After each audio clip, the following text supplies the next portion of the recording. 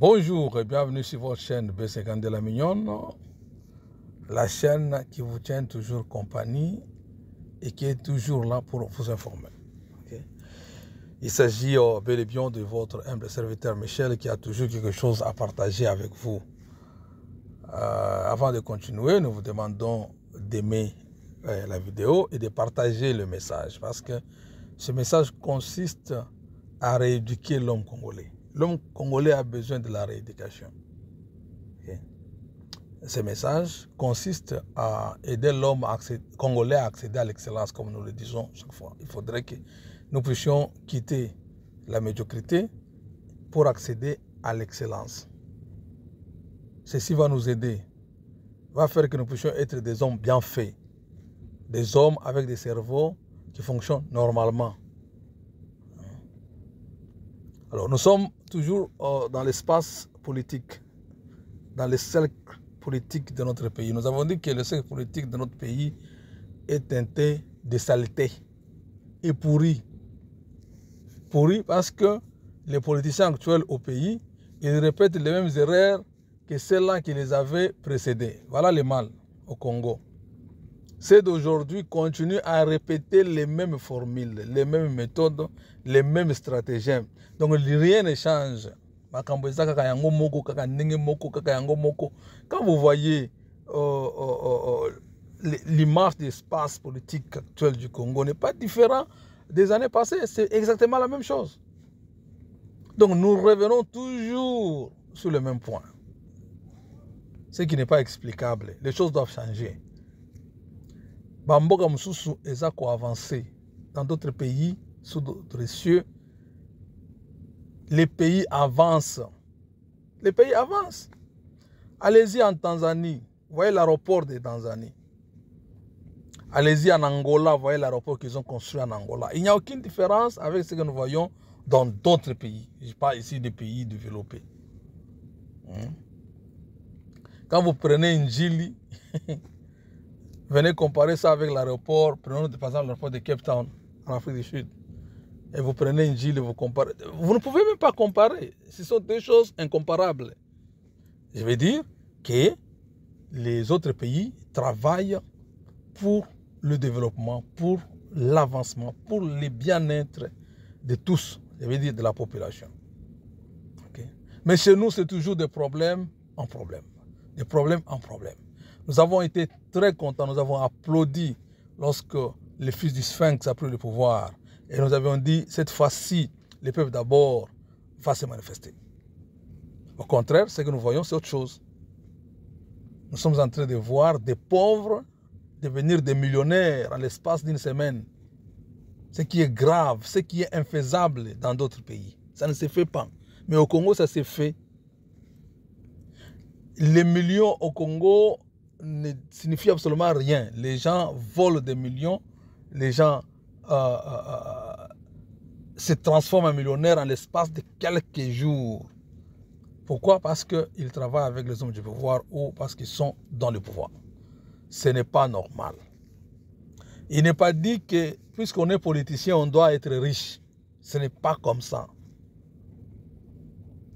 Un politicien doit avoir un salaire. S'il travaille quelque part, s'il est gouverneur, s'il est député, s'il est, je ne sais pas, ministre, il doit avoir son salaire et se contenter de son salaire.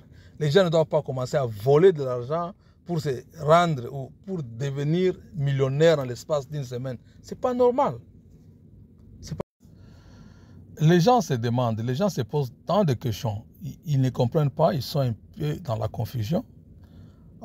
Compte tenu de la position que le gouvernement vient de prendre à l'égard des négociations avec les rebelles de M23. Parce que d'après le président, il a dit, il ne peut pas négocier avec les rebelles. Il ne peut pas négocier avec Nanga, il ne peut pas négocier avec eux parce que ce sont des patins. S'il faut négocier, il va parler avec leur maître qui est Kagame. Ça, c'est la position du président. Et il a présenté cela à maintes reprises. Pas une fois, pas deux fois, mais plusieurs fois. Le président a dit clairement qu'il ne peut pas négocier avec les rebelles car ce sont des terroristes. On ne négocie jamais avec des terroristes. Même les États-Unis d'Amérique n'ont pas négocié avec des terroristes. Il n'a pas négocié avec les Arabes qui cherchaient des troubles, il n'a pas négocié.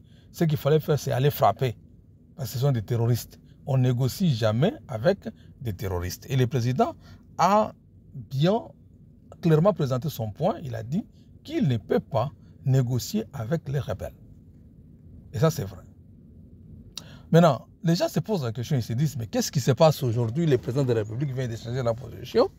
Il est parti à Luanda et tout le monde ne savait pas. C'est quand les médias angolais ont annoncé la nouvelle que le président était là et que Lorenzo a renouvelé encore ce soir des négociations pour remettre sur la même table le gouvernement de la République démocratique du Congo et les rebelles afin de trouver un accord politique. C'est alors que tout le monde s'est rendu compte, oh, le président de la République était en Angola et voici, il a accepté de se mettre cette fois-ci sur la même table de négociation avec les rebelles, lesquels il disait il ne peut en aucun cas négocier avec eux. Maintenant, les gens se posent des questions. Qu'est-ce qui s'est passé? Pourquoi ce revirement que le président vient de manifester? Pourquoi ces changements? Tout le monde est étonné, tout le monde est épaté, tout le monde est dans la confusion, tout le monde est dans le flou. Vous savez, ce qui fait ou ce qui fâche, hein, et en même temps qui fait rire, c'est que même les fanatiques, ils s'étonnent, ils ne comprennent plus ce qui se passe. Pourquoi j'ai dit même les fanatiques? Parce qu'au Congo, nous avons des fanatiques, des gens qui applaudissent n'importe quoi, qui acclament n'importe quoi, qui crient sur n'importe quoi. Ils sont là. Ces gens-là sont différents de nous autres. Moi, je ne suis pas pour Nanga et je ne le serai jamais. Je reconnais que le gouvernement, aujourd'hui, le pouvoir légitime au pays aujourd'hui sur le pouvoir du président Félix Tshisekedi, eh bien, je suis derrière le président Félix Tshisekedi. Mais je n'applaudis pas lorsque le président prend des mauvaises décisions. Je n'applaudis pas. Lorsque le gouvernement se comporte mal, je n'applaudis pas. Quand Mbemba fait des discours qui n'ont pas de tête, des discours sans âme, des esprits robotiques, je ne peux pas applaudir parce que ça, c'est une bêtise. Quand Moutamba met de l'argent, des millions pour la tête des journalistes, je ne peux pas applaudir. Mais je reconnais que le pouvoir légitime au Congo, c'est le pouvoir du président Félix. Voilà la différence entre nous et les fanatiques. Maintenant, les fanatiques s'étonnent même. Ils se disent, mais qu'est-ce qui se passe? Pourquoi le président peut changer comme ça? Je vois un fanatique qui habite aux États-Unis, c'est Mubenga. Mubenga parle trop. C'est un fanatique versatile. À chaque fois, lorsque les choses compliquent, il change un peu de position et puis il retourne encore. Je ne sais pas, lui, il est comme, comment est-ce qu'on appelle? Comme une chauve-souris parce que sa position n'est pas tellement claire, la position de Mubenga. Hein? Je me suis étonné quand j'ai entendu Mubenga en train de crier sur le président de la République en Chiluba. En train de dire au président, mais toi c'est quoi? Qu'est-ce qui se passe avec toi? Pourquoi tu changes à tout moment? À cause d'une... C'est quoi l'Angola pour te pousser toi à changer de position? Hein?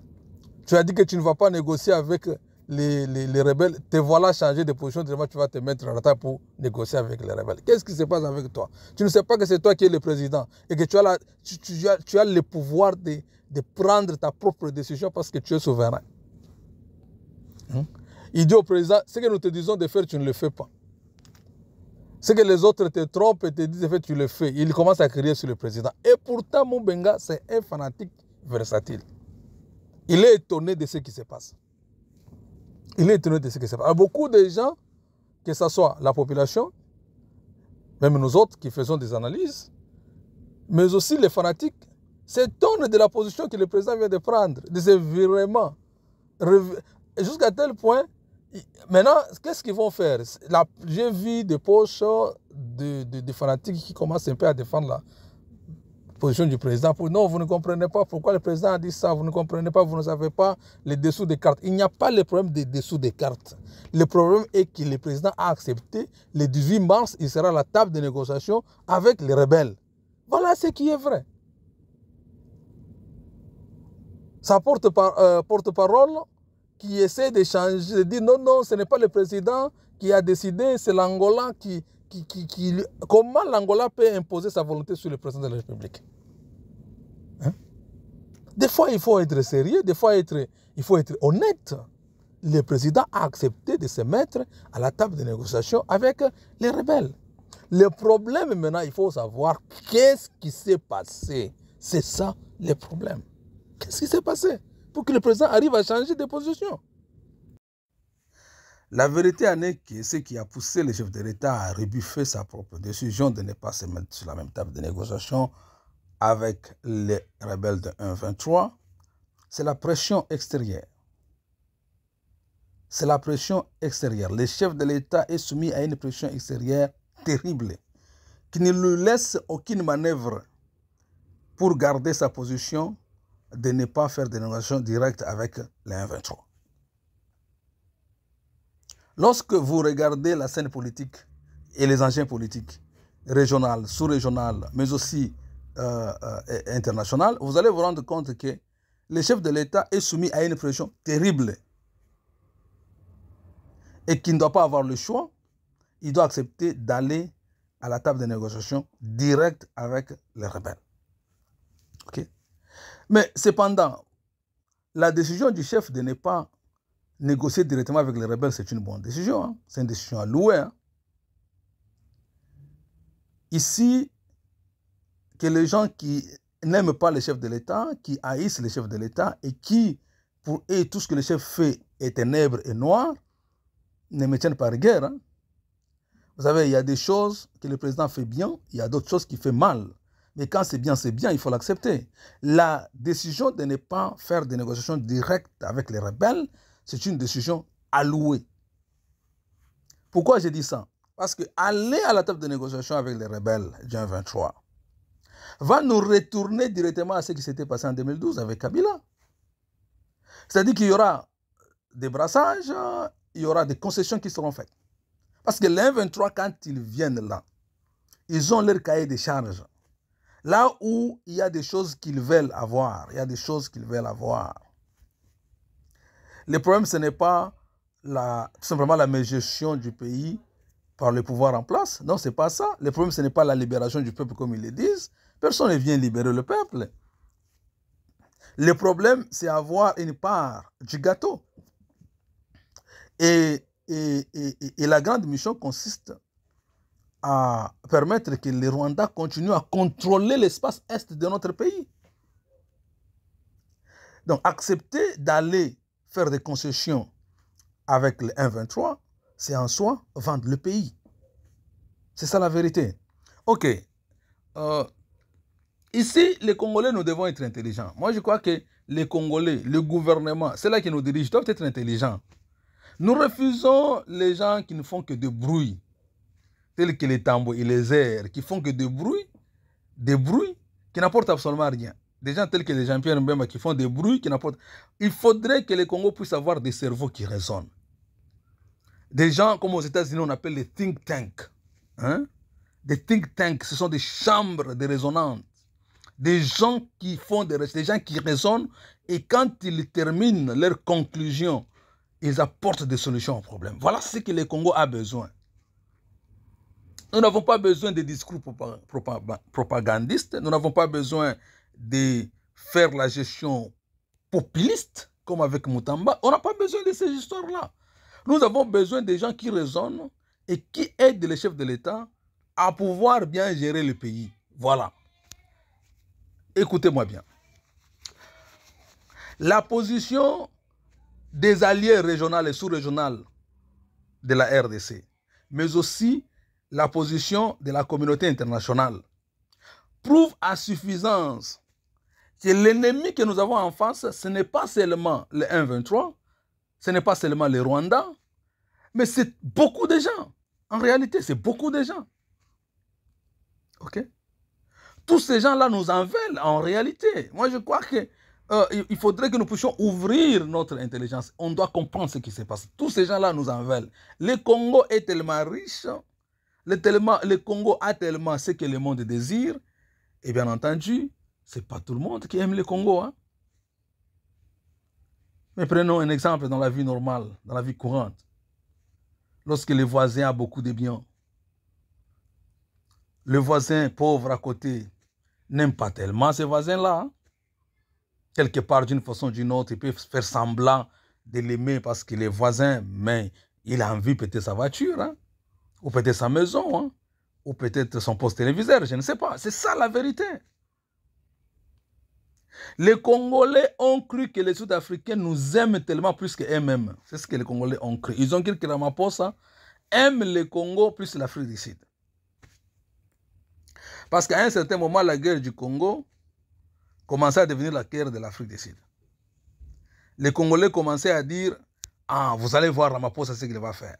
Vous allez voir si l'Afrique du Sud descend avec son armement au Congo, ce que les M23 vont faire. Vous allez voir comment le Rwanda sera indépendant. » La guerre du Congo commençait à devenir la guerre de l'Afrique du Sud avec les Congolais. C'est une folie.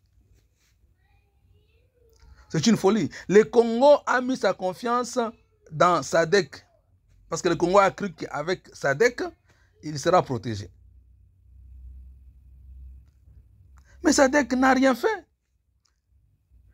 Pas plus loin qu'avant-hier, la SADC a tenu une réunion au Zimbabwe, là où ils ont terminé les contrats, ou la mission de la SADC au Congo.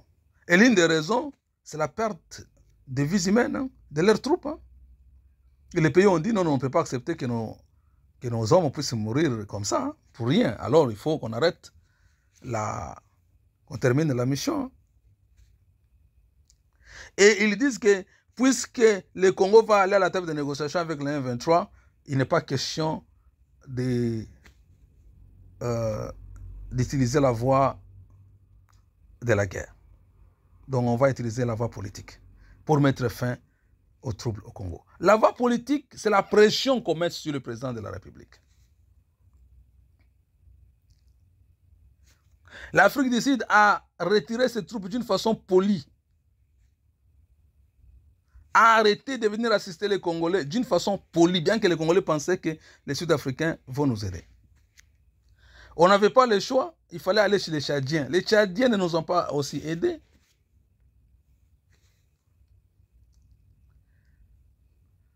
Et puisque avec les Tchadiens, ça n'a pas marché, on a tenté avec les Zimbabwe, avec les Burundi. Les Burundi, un petit peu, mais pas tellement. Ça n'a pas tellement donné. L'Angola ne nous assiste pas.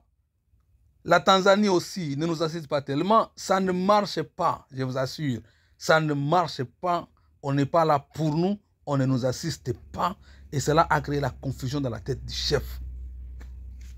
Voilà pourquoi le Congo n'avait pas de choix. Il fallait accepter de faire l'offre aux États-Unis d'Amérique pour qu'ils viennent prendre nos minéraux en échange de la paix et de la sécurité dans notre pays. Ce qui est grave, l'Amérique n'a pas tellement accepté ça. Bien que les Congolais sur les réseaux sociaux, avec les fanatiques, qui disent du n'importe quoi, qui disent des bêtises, qui criaillent, qui courent avant le temps. Ils courent avant le temps. Ils dépassent même leur propre ombre en courant. Non, vous allez voir maintenant, les États-Unis vont descendre. Vous allez voir maintenant, les États-Unis vont faire ceci. Vous allez voir ceci. Mais les États-Unis ont dit que cet accord est à une étape exploratoire. C'est-à-dire qu'il dit qu'ils vont voir ça plus tard, d'une façon ultérieure. D'abord, il faut qu'il y ait la paix au Congo. La dernière cartouche du chef, c'était les États-Unis d'Amérique, mais les États-Unis n'est pas favorable avec ça. Est-ce que vous comprenez la réalité des choses? Comme vous savez, dans les relations internationales, en politique, les amis n'existent pas. Il n'y a que les intérêts. C'est-à-dire que lorsqu'il y a une relation bilatérale ou multilatérale, il y a des clauses qui sont signées. Et ces clauses doivent être respectées entre les parties. Si cela n'est pas respecté, les relations s'arrêtent. On n'avance pas. Parce que c'est comme ça la réalité. Si je ne trouve pas mon intérêt, je n'avance pas. Je dois trouver mon intérêt ou l'intérêt de mon pays avant que nous puissions marcher. C'est comme ça que ça doit se faire. Mais au Congo, c'est comme si quand il y a une relation bilatérale, on y va avec tous les cœurs. On y va avec toute l'âme, toute la pensée. On fait confiance à 100%. Rappelez-vous lorsque le président est allé chez EAC, lorsqu'il est allé à l'EAC, ok, et qu'ils ont accepté que les forces militaires de l'EAC doivent venir au Congo. On les appelle une force d'interposition, je ne sais pas quoi. Ils doivent venir au Congo pour arrêter ce qui se passe et tout ça. OK? Pour le président de la République, pour notre président de la République, mais aussi pour ceux-là qui l'ont accompagné, ils ont cru à 100% que ces gens-là étaient venus au Congo de bon cœur et qu'ils étaient venus nous aider et nous assister. Et pourtant, ce n'était pas le cas. Et le président est arrivé même sur France 24 à dire aux journalistes que lorsque la force de EAC va descendre, vous allez voir ce qui va se passer. Hein. Parce qu'il était très sûr avec lui que ces gens-là étaient de bon cœur au pays et qu'ils vont nous assister. Ce n'est pas ça et ça ne se fait jamais comme ça. Ça ne se fait jamais comme ça. Que ce soit l'Afrique du Sud, que ce soit la SADC, que ce soit les États-Unis d'Amérique, que ce soit je ne sais pas n'importe quel pays, il n'y a pas de ces pays qui viendront au Congo de bon cœur pour nous aider. Il n'y en a pas et il n'y en aura pas. Ça, on doit mettre en tête, il n'y en a pas et il n'y en aura pas. On pense que lorsqu'on a une relation, lorsqu'il y a des pays qui viennent nous aider, ils viendront faire mieux plus que nous-mêmes les Congolais. Mais ce n'est pas ça. Voilà maintenant là où nous en sommes aujourd'hui. Puisqu'on n'était pas préparé, parce que le Congo n'est pas préparé pour la guerre, on n'était pas préparé pour la guerre. Et je vous dis, jusqu'aujourd'hui, le Congo n'a pas une arme qui va faire face au M23. Parce que si le Congo avait une armée capable de faire face au M23, le M23 devait déjà être hors du pays, hors de nos frontières. Mais voici, ils sont là, le Nord Kivu, le Sud Kivu, entre les mains de Nanga, et ils sont en train de faire même des avancées. Maintenant, là où nous parlons, ils sont en train de faire des avancées. Ils vont vers Kisangani et ils s'organisent pour aller vers Uvira afin de, prendre, de traverser et venir je veux dire, aller à Kalemi. Voilà. Ils sont en train de planifier comme ça pendant que nous sommes en train de dormir. Pourquoi? Parce que nous n'avons pas une armée capable de faire face à l'armée du M23. Ce qui est inexplicable. C'est que les gens qui avaient la responsabilité de nous faire sortir une armée capable de faire face à n'importe quelle attaque, ils ont pris leur temps à bouffer de l'argent. Nous avons appris qu'on a donné un budget de 1,2 milliard de dollars américains à l'armée. Cet argent n'a rien fait. Cet argent a été bouffé par des voleurs. Les gens qui sont en train de voler à chaque fois. Il y a d'autres qui sont dans des fêtes, d'autres sont distraits à porter des vestes, comme je suis en train de voir. Le pays est en guerre, les membres du gouvernement sont des stylistes et des modélistes. Ils roulent des grosses voitures, des grosses jeeps, sur des routes